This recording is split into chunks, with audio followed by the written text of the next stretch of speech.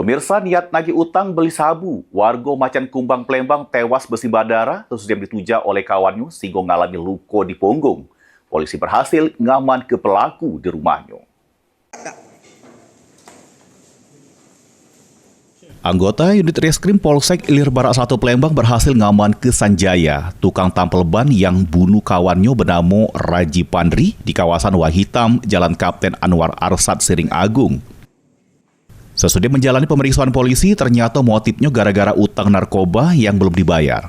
Sebelum ngeregang nyawa, korban nyuruh kawannya nagih sisa utang pembelian sabu sebesar 65.000, namun malah dianiaya pelaku. Korbannya dengar aduan dari kawannya tersebut mendatangi pelaku bersama 3 kawannya sehingga terjadi adu jontos. Pas itu pelaku metu ke pisau dari bengkel, nuja ke punggung korban sampai tembus. Korban akhirnya meninggal dunia pas dibawa ke klinik. Pelaku ditagih utang sebesar 80.000 oleh korban, utang sabu, karena si pelaku belum ada uangnya sehingga melakukan penganiayaan, dan pelaku secara refleks mengambil senjata tajam dan menikam korban.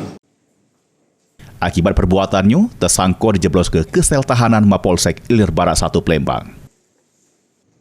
Mulyadi, PAL TV.